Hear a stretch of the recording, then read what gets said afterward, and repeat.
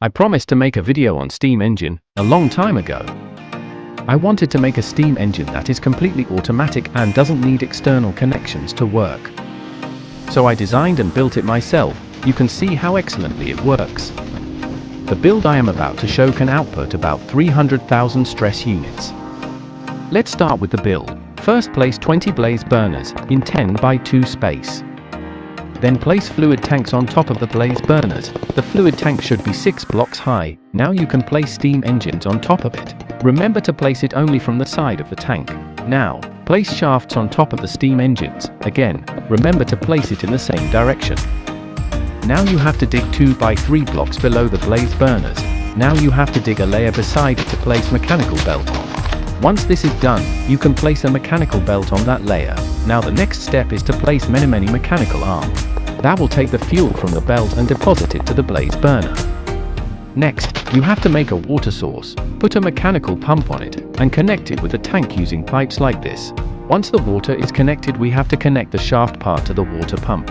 For that we will first use a gearbox to merge both the shaft of the steam engine. Now you have to connect the shaft to different cogs, in order to increase the RPM output of the steam engine.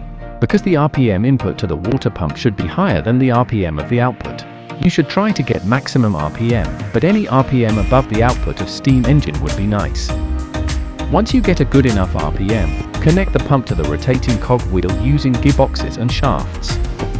Now you have to connect one mechanical arm to the high RPM of the cog wheel, using cogs, gearboxes, and shafts. The build of the steam engine is now complete. Now let's make the fuel part, where we will use carpet dupers. First, extend the mechanical belt to a comfortable distance from the steam engine. Now place 9 volts. Then place a funnel that will extract exactly a stack of carpet from the vault. Build around the vault with any block you may like, but use non-gravity blocks. Inside the space put water and funnel that will connect to the vault. You may build your own duper, but I will provide a link to this duper up there. Once you build the duper, be sure to place a wall in front of it, so that carpet can ram into it and fall down into the water. Now, you have to connect the belt to the high RPM output, using gearbox and shafts.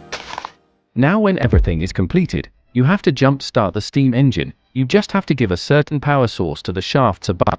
I am using a creative motor here, but you can use water wheels.